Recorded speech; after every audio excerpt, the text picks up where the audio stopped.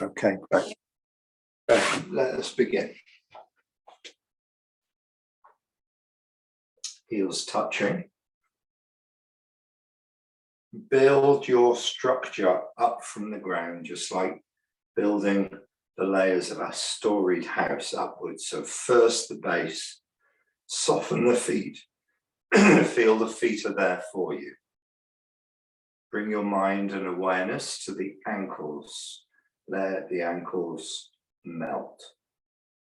Feel the foot pushing lightly onto the ground, the ankles melt, the knees bent, soften the thighs.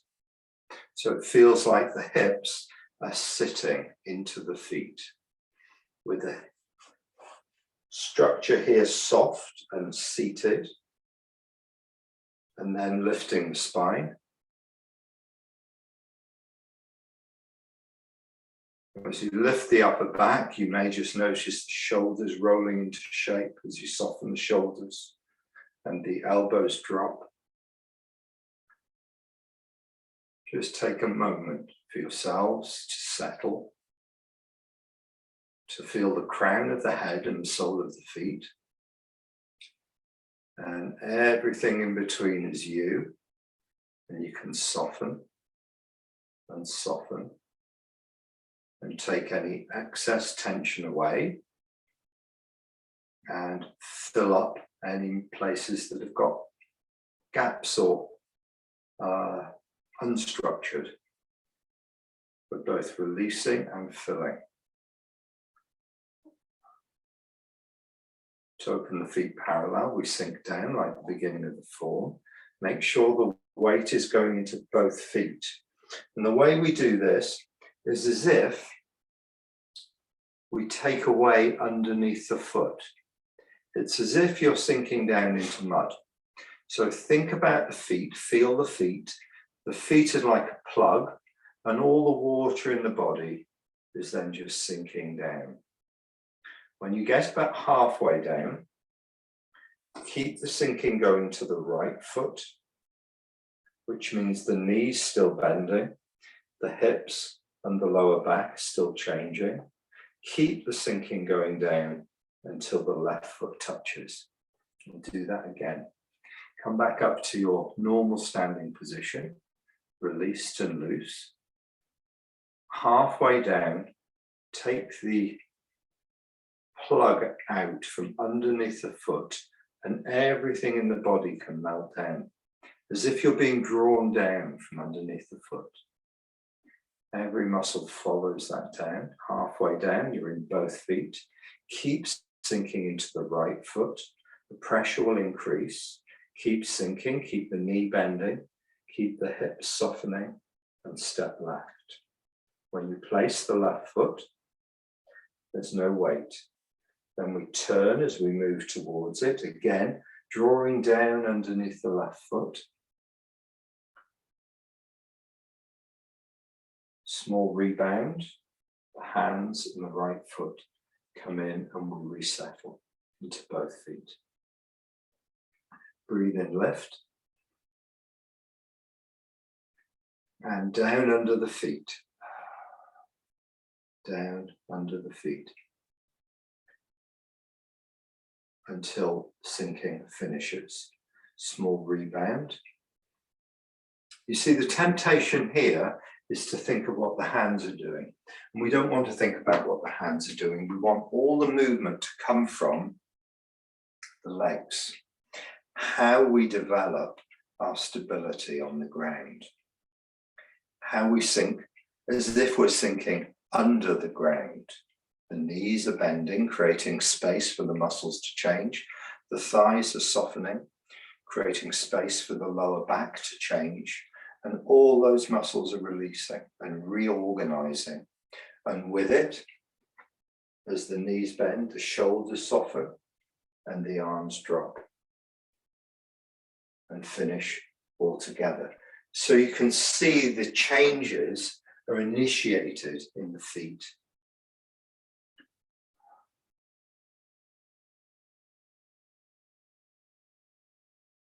And finish with the finishing of the sinking in the legs. Rebound the legs expand and the knees open. The knees bend, the feet soften, as if the water is sinking down. And you can even get a sense of it, because we've all been in the sea or swimming pool. You know how you move your hands through the water. Imagine your hands are just resting on the surface of the water at this level, at the level of the upper chest, one fist apart. And then when you soften the legs, the shoulders, the elbows, and the wrists all sinking through the water, all sinking through the water until they come to rest. Use the legs to rebound.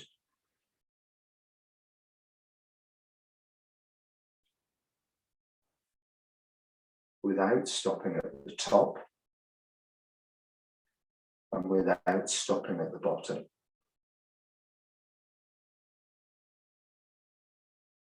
Without stopping at the top, let go.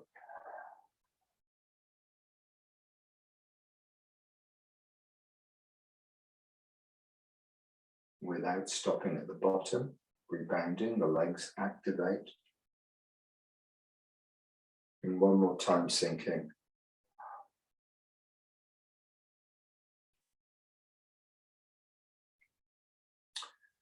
Good.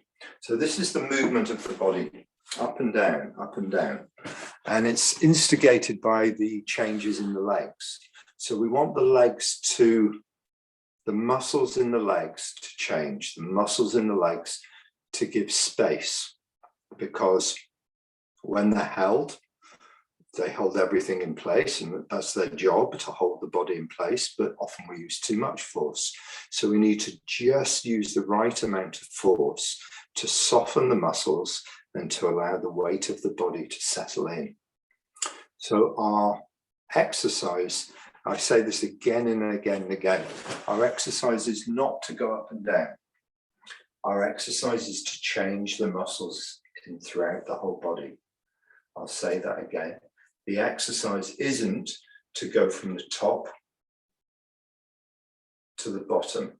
That's the result of changing the muscles. The exercise is to feel the muscle groups and how we can relinquish our hold on them and let the body become softer and softer and softer, and yet paradoxically more stable and more upright. Okay, we'll do it 3 more times, please.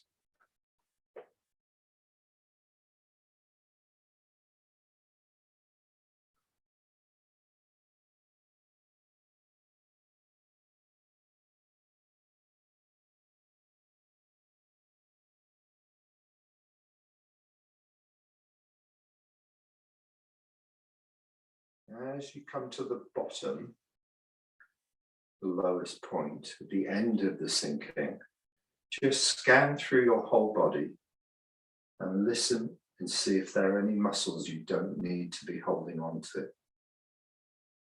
Try and soften them. And it can often be the lower back, the buttocks, or the inside of the thighs that's carrying too much tension, and don't let the lower back open. So on the way down, we want to try to encourage the lower back to soften and change. And the last one.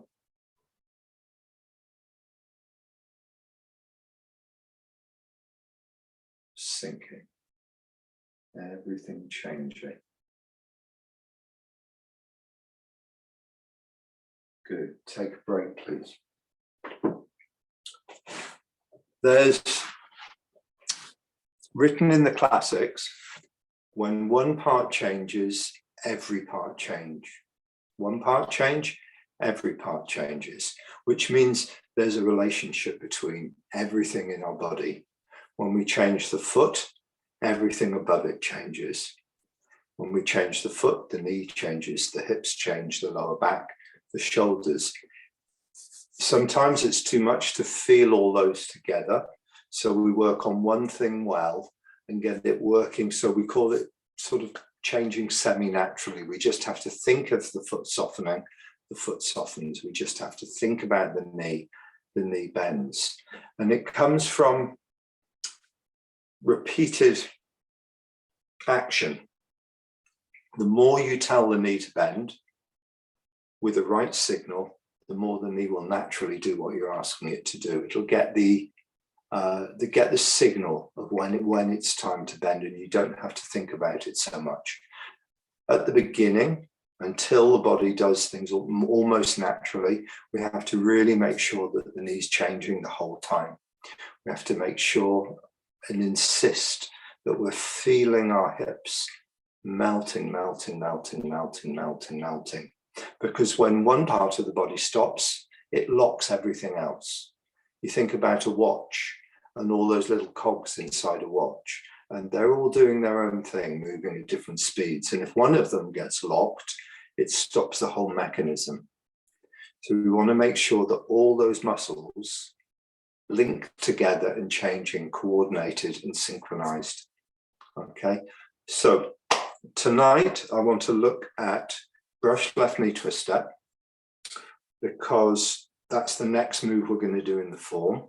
And there are things in that I just want to go a bit deeper into. Okay, so we can do the sequence from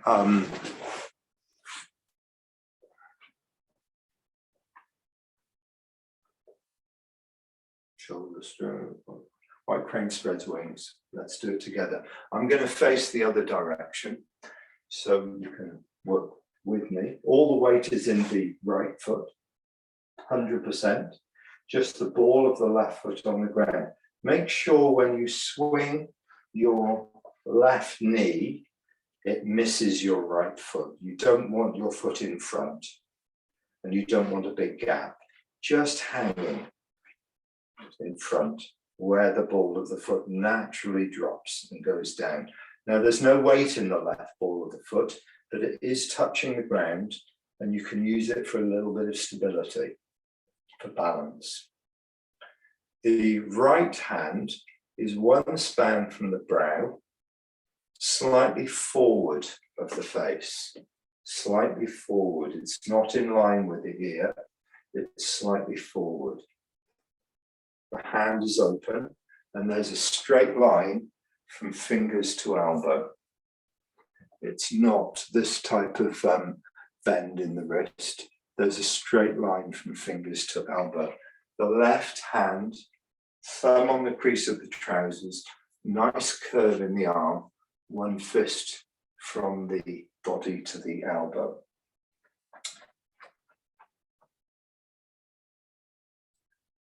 First of all, organize your structure from the ground upwards. Settle the foot on the ground. Soften the knee, open the lower back, seat the hips. We want to make sure that the hips are level and not at an angle. That's the first thing for the structure, that the hips sit nice and level. Then we can lift the spine. Because if the hips are at an angle, it's going to want to put the spine out either way. So we try and keep the hips level, the spine upright, the chest open, shoulders dropped, the chin tucked. Then we bring the circle of the arms in. Try and get a sense that the arms are in a circle. This curve in the left arm, coming round the shoulders, behind and through to the right arm. You know how, when you were kids and you had your gloves and your mum would sew them together on a piece of string. So your two gloves, didn't lose them, threaded it through, yeah. Try and think of your shoulders and your arms connected. So your posture feels not like you've got a right arm and a left arm, but you've got both arms. Both arms as one thing. Both shoulders sitting, both arms alive and open. Just want to have a look at your postures.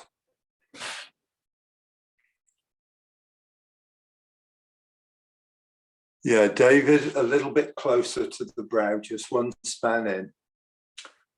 Just one, yeah, just one span.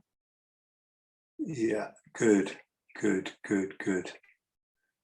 Good. So with this posture, if you just take a break and have a look, in the right arm, in Taiji, you can say generally as a rule, you don't want a pointy elbow ever. You don't want your elbow to be pointy. What that means is that this angle between the arm and the forearm isn't sharp. This is open. This angle is much rounder. So the posture looks like this rather than this. Can you see if I drop my elbow inwards, this gets like a V shape here. This in here becomes like a V shape. What I want is a nice curve with open joints right through to the hand. So it feels like this is all opening out. Opening. And then once you've opened, you take the slack. You take the tension away. Just let it sink a bit. Just like we do the standing posture, we raise our spirit of intention, we lift our crown of our head, and then we take any excess tension away. Also with this posture, we open up, pushing our hands slightly open, filling out the joints, filling out the arms, connecting the chest and the back to the hands. And then we take away any excess tension and we let it sink down. And settle. There's the posture. One crane, spread wings. Give the right leg a good old shake. You don't want to stand in it too long. So, you see, to get to brush left knee twist step, we have to start in a good position. We have to look at the posture before in order to make sure that when we move into the next posture, we're not collapsing too tight. So have a look first off. White crane, spread wings. Open, release, settled, stable and upright. Drop the right and lift the left. They meet horizontal. Drop the right, lift the left. Can you see that posture is very similar to the beginning of the form when I lift the hands, both palm down. When I get to that posture, that's the moment I turn. And the turning is in the hips. I turn open and I turn back. Okay, want to make sure that that opening, turning one way and turning back, doesn't disrupt my stability in my right foot. Okay, so when I turn open, it's like a door opening. And the door closes exactly the same way. Okay. Anytime you need to shake out your leg, please do so, because we're going to do a little bit of standing on the right leg. So just loosen it up and shake it out. Before we put the hands in, we want to make sure that our core can just turn as if it's hanging by a thread.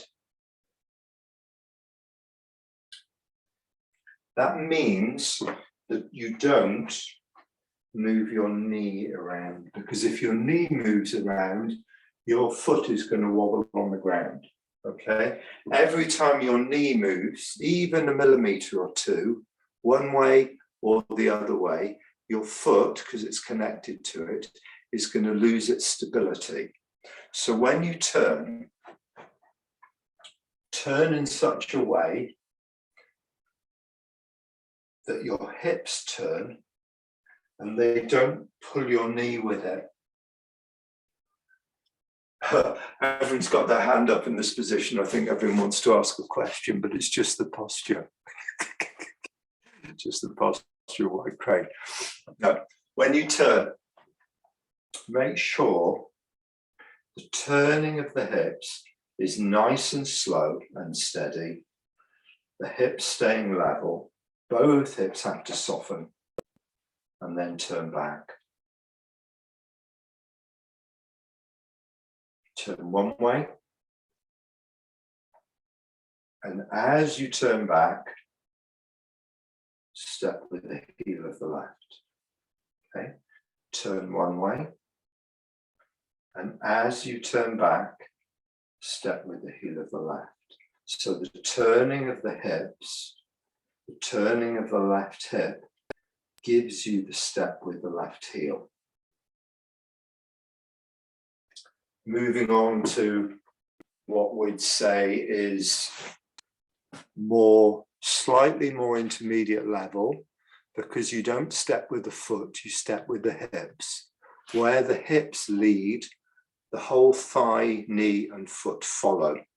So if I do it this way around, turn open, turn back, and as I'm turning back, a step. So that step becomes part of my turn. That step is part of my turn. It's not that I turn open, turn back, step. Okay? Try. Don't need to do the hands, just try the stepping. And if anyone's got any questions, please ask. We'll look at the detail of this posture for 10, 15 minutes, and then we'll look at some of the choreography of the rest of the form.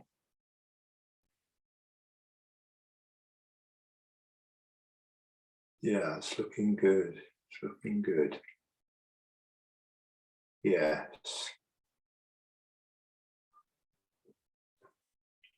Good. Take a break. The left foot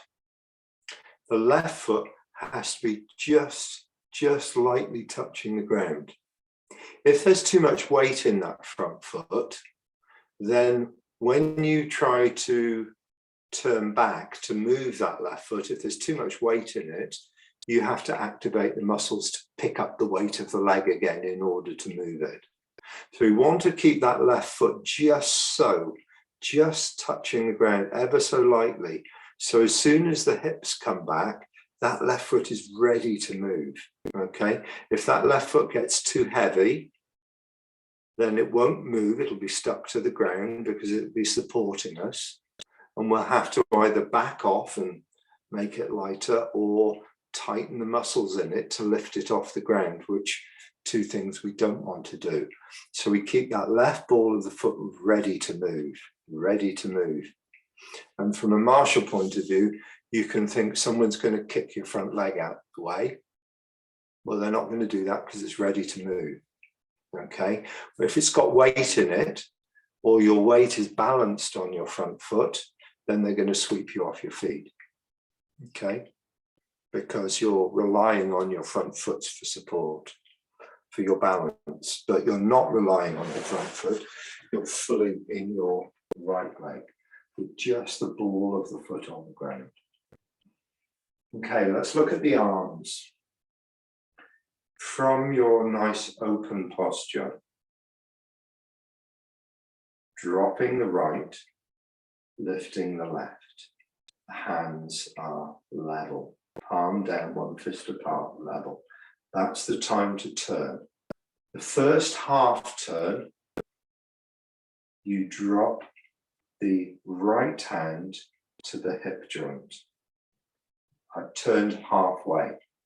I'm now facing halfway to the corner. The second half of the turn, the hand lifts.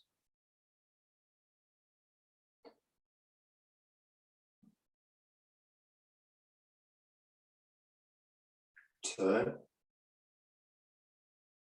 turn. The right hand drops, palm up, into the crease of the crease of the hips. See, it turns over. To do that, the shoulder rolls and the hand turns over. Continue, and now it's palm down again. So it was started palm down, it turns to palm up, and it opens up to palm down. Your left hand stays with the center line of the body.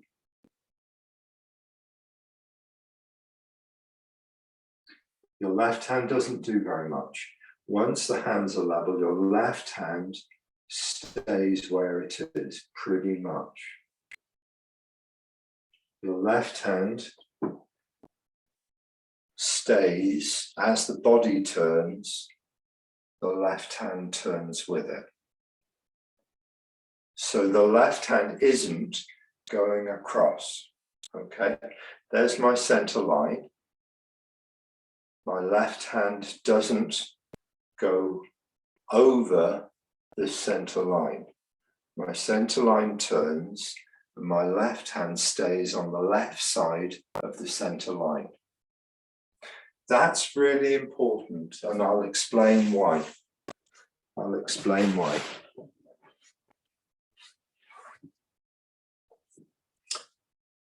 If your hand crosses over your center line, this whole shoulder gets squashed. The distance between the shoulder and the body gets squashed. There's no room in here to make adjustments and change. If you can keep a space between your armpit, and they say in Taiji like having apples under your armpits, then your shoulder is free to yield, free to change, and free to find a new position. But as soon as your hand comes across your body, all someone's got to do is push on here. There's nowhere for you to change and get out of. You can't yield. Whereas if your hand stays here, not only are you protecting yourself and your center, but someone comes to push you, there's plenty of room to roll or to change or to yield the left arm. So we always keep the hands on one side of the center line. The left lives on the left hand, the right hand lives on the left. The places where that doesn't happen across hands, where we come over the center line or where we go into the press. But most of the time, we keep our hands clearly, left hand on one side, right hand on the other. Good. How do we fold them back? They fold together. They fold together like windscreen wipers. When the left folds down, see my elbow stays in the same place. The forearm folds down. The right, which is palm down, folds in together. Together. That movement is done with the turning of the waist. So let's go from the beginning of the posture. Like crane spreads wings. Drop the right, lift the left. When they're level, half turn, full turn. Turn back, fold, and step with the heel. Again, shake out the leg if you need. Drop the right, immediately be lifting the left. Make sure you're nice and stable. When you turn, you don't disrupt the foot. Half turn, palm up with the right in the hip joint, left on the center line. Full turn, palm down with the right. Turn back, fold, and step with the heel of the left. You're doing 3 things there together, and they all come from the waist. The folding in is because you're turning this way. The dropping of the left hand is because you're turning in this way. And the stepping is because you're turning. Everything is going this way. Left hand, right hand, left hand, foot. All together like there's a river coming this way, and everything drops into it. Have a go, please. And then we'll add a little bit more.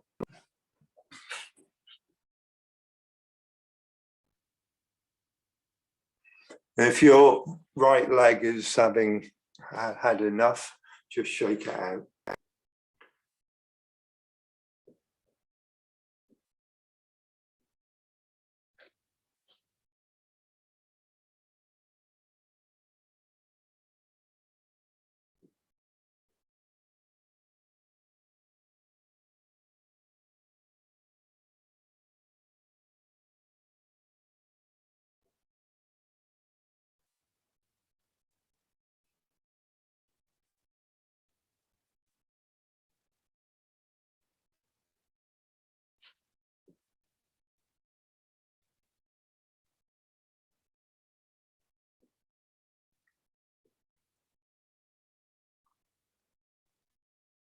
Okay. Okay, take a break, please. I'll add a little bit more. Can I ask a question? Yeah, of course. You know, from here, Yeah. what? I know the arms end up there, but I can only get the arms ending up there if I've almost started twisting, because I'm not sure what's initiating. I just want to clarify where that movement is initiated from to get the arms to there. Yeah, the body's sinking. Okay, and as it sinks, okay. The body's sinking, so that don't turn at that point. When the body, with the arm up here, just sink down to the body, and with it the right shoulder drops and the right hand sinks.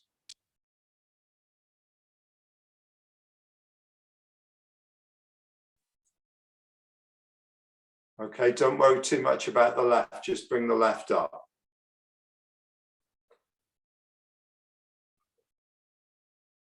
I don't know if that's useful, but it's definitely a sink from here. But what I was going to say was, if you can get a feeling of this circle in the arms, this roundness, this kind of how the whole shoulder connects. I've said that idea about the gloves connected by a string. If you can get that idea as a feeling in your body, so you hold your arms as if they're one, and then you just turn your trunk, the arms will move with you. And you won't have to think right and left. What do I do with my right? What do I do with my left? You just turn. And the turning makes the arms happen, especially the turning back and folding. Especially the turning back and folding. You'll find that the turning of the trunk brings the shoulders with it, brings the hands with it. So it ends up that the hands drop palms down as they fold, step left, palms down, step left.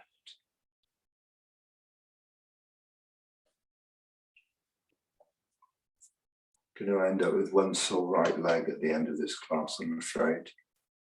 It'll get better over time. Have a look at the next little piece, which is how we move into the posture itself. Fold, step left. Step left is a very light touch down with the heel. Next thing is I move into the 50-50 position. My right hand is by the ear, my left hand in front of the groin. I sink into the 50-50 position. This movement forwards, both feet draw me down into the center. It's very much like we did at the beginning. Both legs draw me down, but with it, there's a movement from the back leg into the 50-50 position. Okay, both legs draw you down. It's not that you're sinking on the one leg and pushing yourself forwards. There's no real thought of forward movement in this. As soon as your left heel touches, sink down. Let the work be done in the legs, lowering yourself, if you like, or draining down into and under the ground. And you'll notice that when you finish, you're facing the corner slightly. You're not facing straight ahead. From the top, drop the right, lift the left, turn half a turn, full turn, turn back and fold, step left, sink into both legs, into the 50-50 posture. Again, shake out if you need. Nice round circle in the arms. Nice upright posture. Sink. Turn. Half turn. Full turn. Turn back, fold at the elbows, step left with the heel. Sink as you move in. 50-50. The left is one fist in front of the groin, the right on the center line of the body. One hand above the other.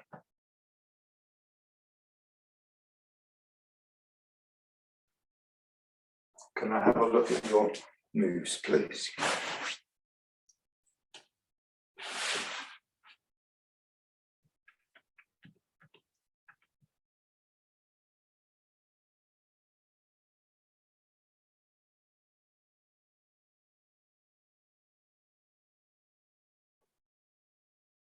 Great. Yes. Good. Luke, is there any turning of the head just as you settle at the sort of end? Yeah, I haven't got to that, but Okay, we're getting to that bit. No, it's fine. That's the last little bit. That's the last little bit of how you get square. Okay.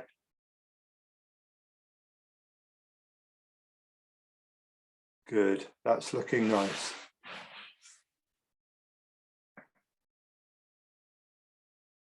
Okay, so last little bit of brush left knee twist up. Brush left knee twist up is essentially the left hand. Say somebody's coming to kick you on your thigh or groin. Your left hand will be brushing their kick away. Okay, we never block in Taiji. We join with and turn. We join with and turn. It could be a low punch, or it could be a kick coming straight towards you. Your left hand, which is protecting the groin, as you square and turn, brings your left hand to the side. This is because your body's turning. It's not because you move your arm to the left. As you turn, your shoulder turns and your left hand moves with it. One movement. Okay, that's one turning. Your right hand then is free to strike. But they're hidden, these martial movements are hidden within the form. It looks like a nice soft gentle movement. This is a block or a draw someone's attack to the side, so you can strike with a turning of the body. So the last little bit, when you step, when you move into the 50-50, the next bit is that you sink and turn square. As you do that, you drop the back knee. So the back leg compresses a little bit more onto the ground. And then the back leg expands. If I do it from the side, you can see from here.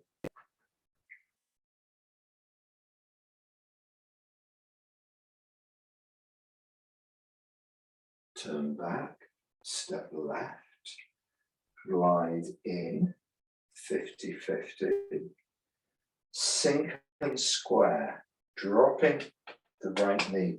At this point, the right thigh is vertical. There's a vertical line between the knee, the hip, and the shoulder. And the back leg feels more connected than the front. 55 in the back, 45% weight in the front. It feels stronger in the back leg, and then the back knee expands, maybe half an inch. And I let that out through to the fingers. Brush left knee, twist up. So the terminology I use is that I load the back leg by dropping the knee. I load the back leg's got more compression in it. I rebound and issue through the fingers. I rebound, the leg bounces back. It stretches or compresses and bounces back. The compression is done as I square and then rebound.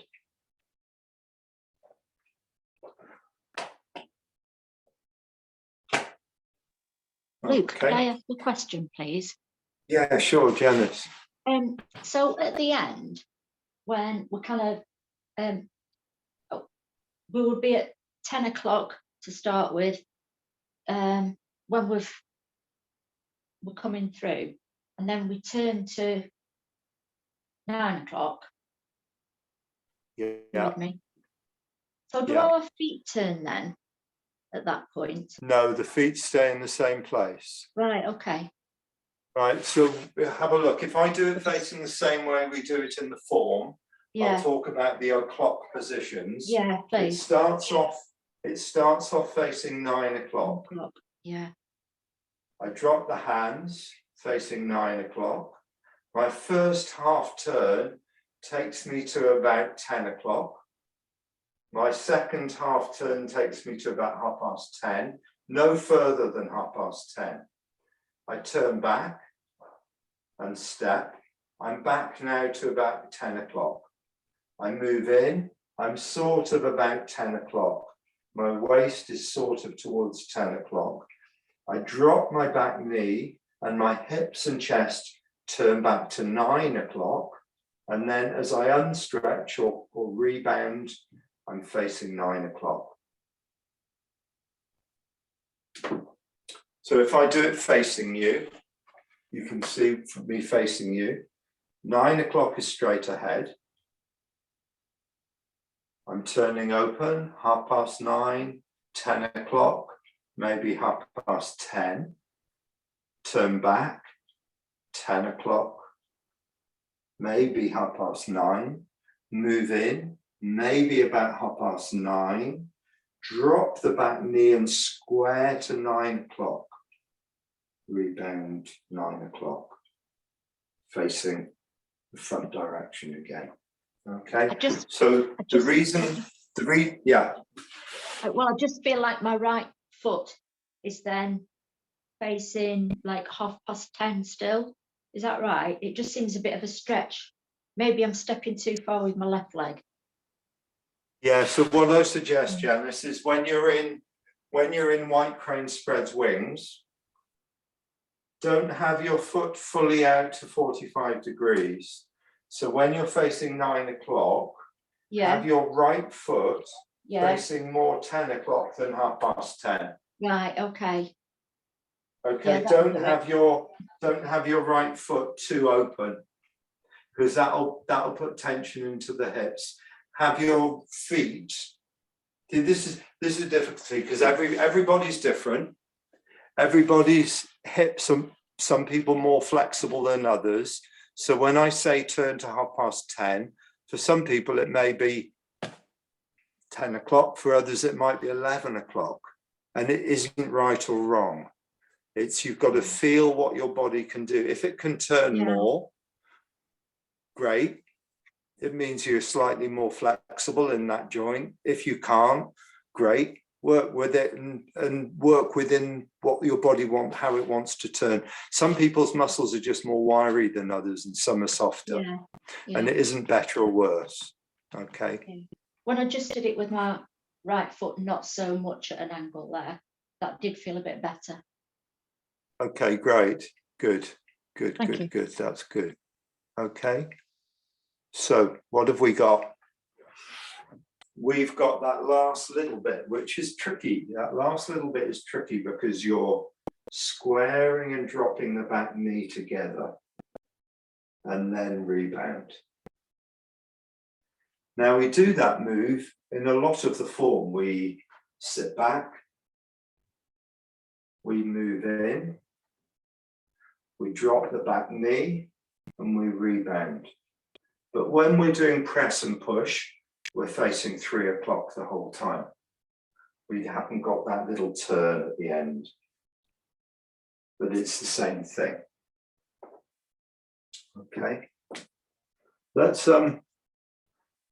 draw a line under that movement for the moment, because it comes on the end of where we were in the form. So in the form, we've just done kick with heel. And after that, we settle, facing 3 o'clock in the form. In this settled position, 45 degrees upwards with the left hand, 45 degrees downwards with the right hand. The fingers are on my center line. One space, one span underneath the elbows. So I kick with heel.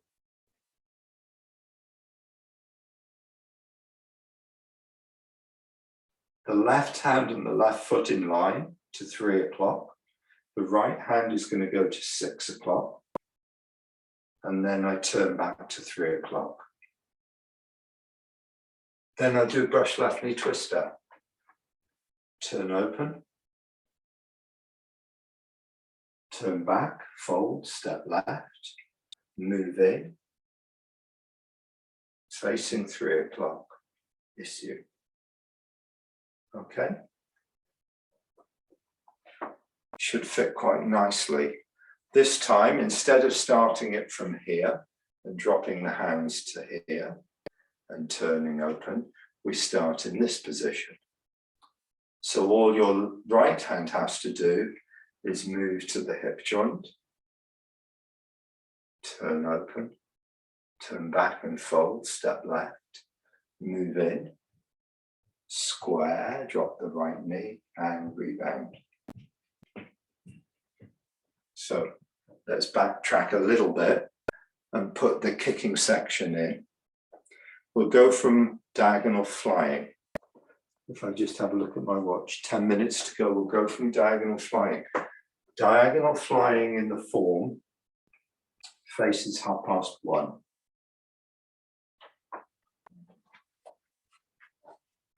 So bow stance, narrow bow stance facing 1:30. Build it up from the ground, settle.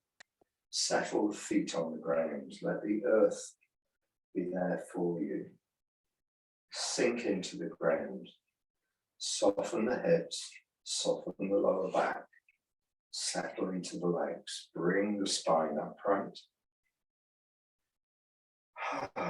Settle into the structure of the posture.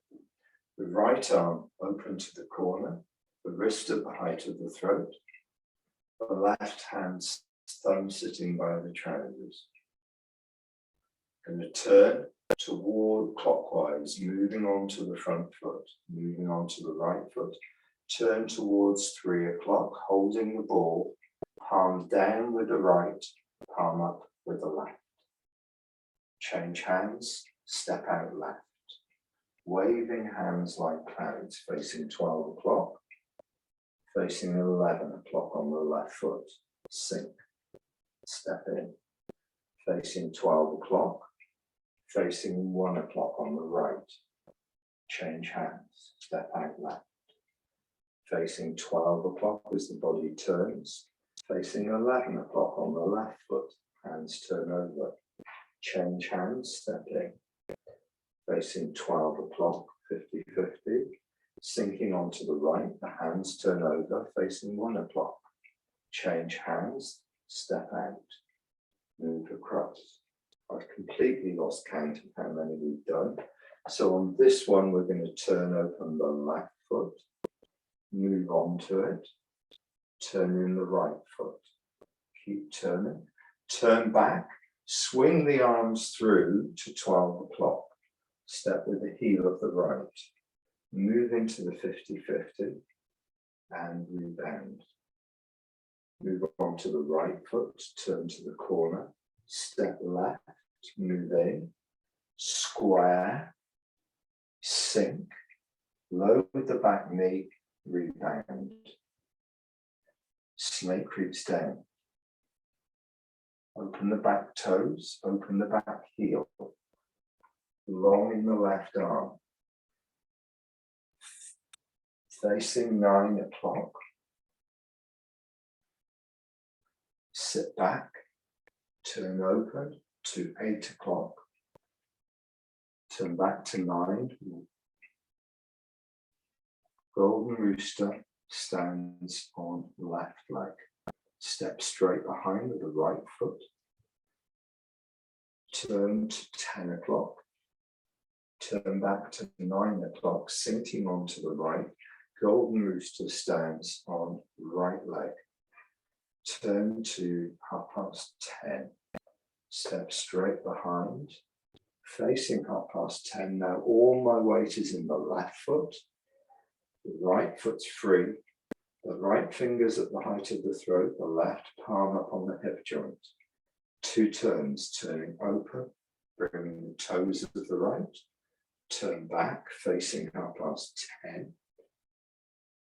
Turn open, palms down. Turn back, separate right foot. The hands are parallel to the ground. The right hand is going out to 10:30, the left hand to 7:30. The toe is pushed out at the height of just below the kneecap. Relax. Walk forwards with the right foot. The right foot now faces 9 o'clock. Lift both hands, bring in the left foot. When you turn open, make sure it's a nice, smooth, loose turn that doesn't wobble your right foot on the ground or lose your stability. Turn open, bring in the left toes. Turn back, bring in the left heel. Hands cross. Turn again. Hands turn palm down. Separate left foot vertical with the forearms. Sinking, pick up the knee, push out the toe, separate left foot, relax. We're going to turn around to 3 o'clock. So a small turn to the right, clockwise, step behind with the ball of the left foot. Don't reach too far. Some weight into the left foot, and round we go. Hands cross, facing you, palms facing you, facing 3 o'clock. Turn open towards 6 o'clock. The hands turn away from you. Turn back and we're going to go into kick with heel. Right hand to 6 o'clock, left hand to 3 o'clock, heel kick to 3 o'clock. Relax. Facing 3 o'clock, hands on the center line.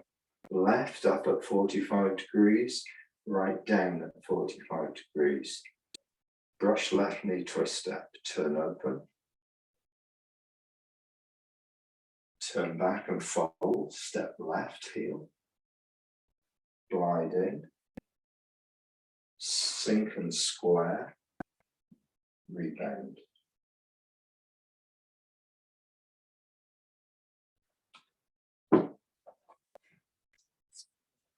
So that section at that speed, if you know it. If you don't know it, you'll have to have a look at the other videos or ask me questions about it. It's quite thorough in the last 2 videos. That kicking section is quite thorough. So worth going over those videos if you're not familiar with that section. Okay. So I wanted tonight just to go into something a little bit more in depth to give you a flavour of it,